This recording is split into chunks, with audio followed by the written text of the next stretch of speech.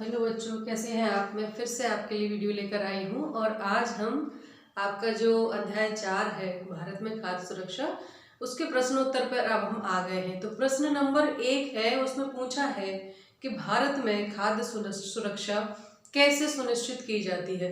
तो इसका उत्तर हम लिखेंगे कि प्रश्न नंबर 1 का आंसर है भारत में खाद्य सुरक्षा निम्न प्रकार से सुनिश्चित की जाती है। ठीक, तो पहला है नंबर 1 बफर स्टॉक द्वारा।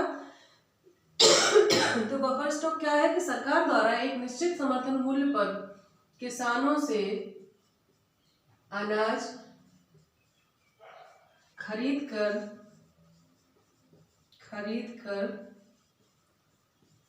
स्टॉक में रखा जाता है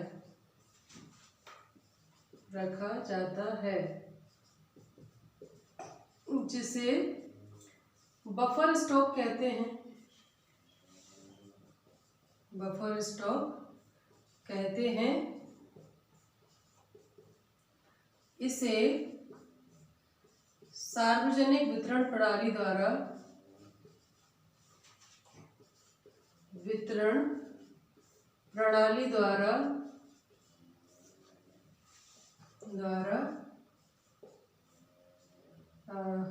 जन जन तक पहुंचाया जाता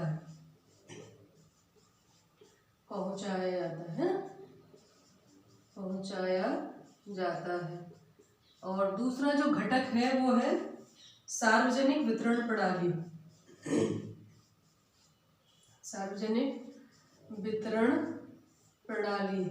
तो इसमें क्या होता है, इसमें होता है कि उचित मूल्य की दुकानों पर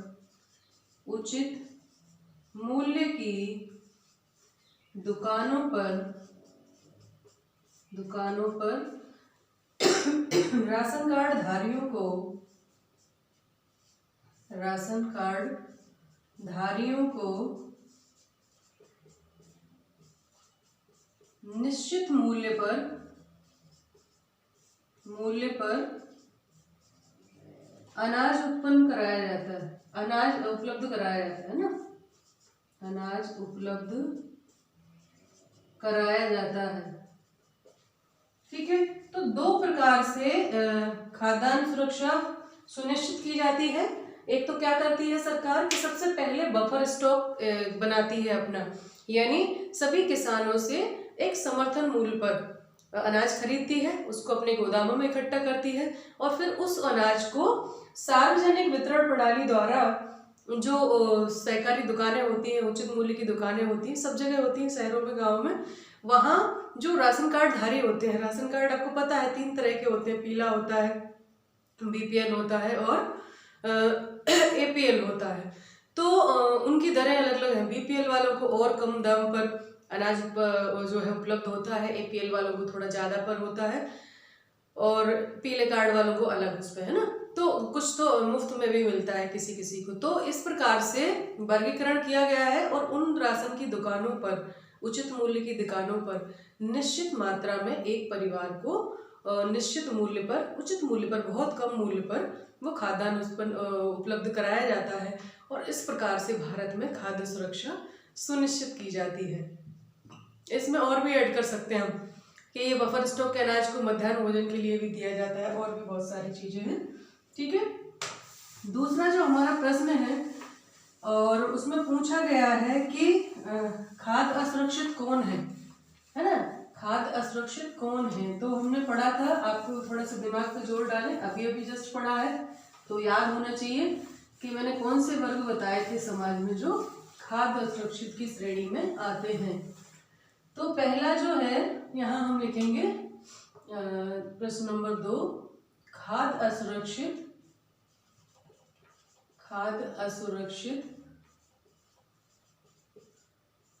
वर्ग में, खाद्य असुरक्षित समुदाय वर्ग में निम्नलिखित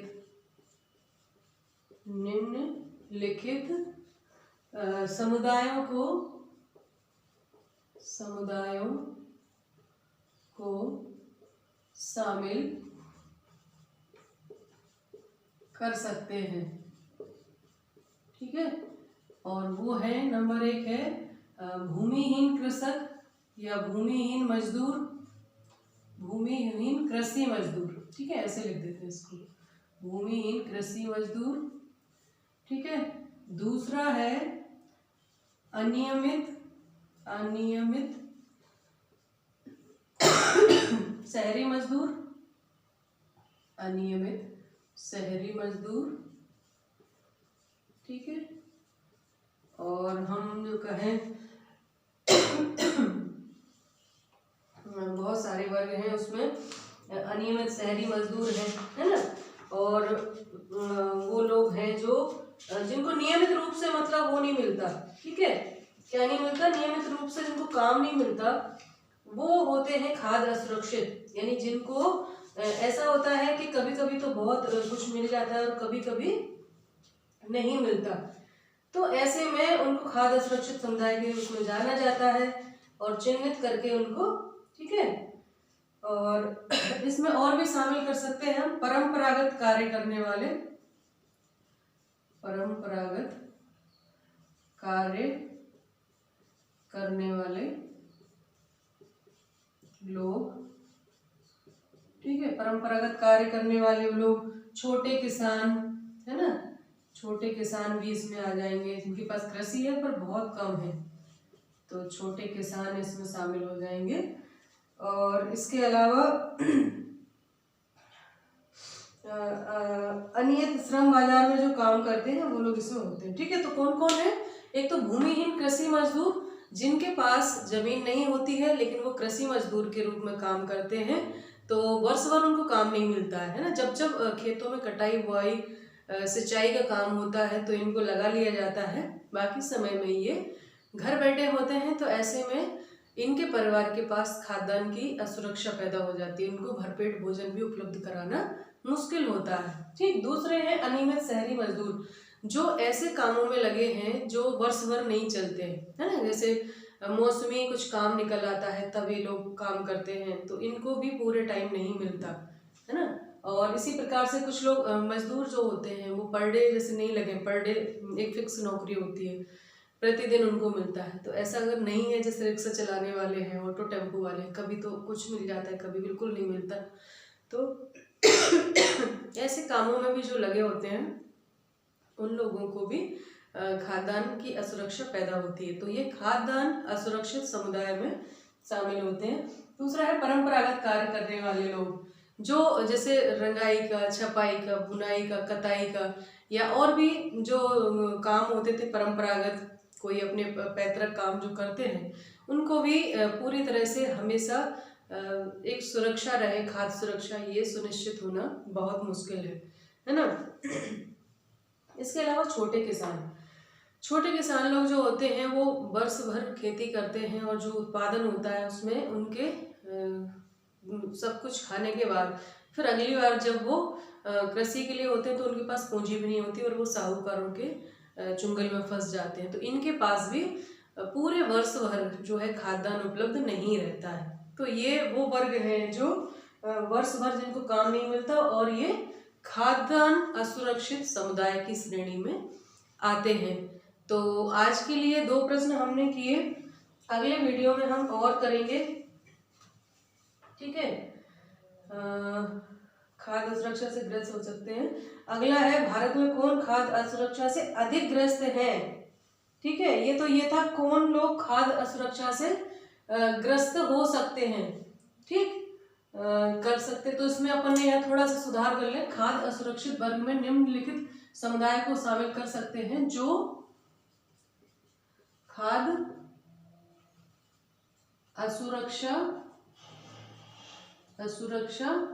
ग्रस्त हो सकते हैं, है ना। खाद्य असुरक्षा यहां से लिख देते हैं, ग्रस्त या पूछा हो सकते हैं, है ना, ग्रस्त हो सकते हैं। तो चूंकि इनको वर्ष भर खाद्यान्न की वर्ष भर चूंकि इनको नियमित रोजगार, नियमित धन की व्यवस्था नहीं हो पाती है, तो ऐसे में ये लोग खाद्यान्न असुरक्षित हो सकते हैं। कभी भी ऐसी स्थिति आ सकती है इनके साथ, ऐसा नहीं है कि ये सदैव खाद्यान्न असुरक्षित रहते हैं, कभी कभी अगर अच्छा काम चलता है तो इनका पूरा काम चल जाता है, लेकिन अधिकतर ये खाद्यान्न असुरक्षित होते हैं। इसी क्रम में आगे हम कल बढ़ाएंगे और अधिक खाद्यान्न ग्रस्त कौन से होते हैं समुदाय, वो वाला प्रश्न कराएंगे। तो आज के लिए इतना ही। ध्यान रखिए, पढ़ाई करते रहिए। नमस्ते सभी को, धन्यवाद।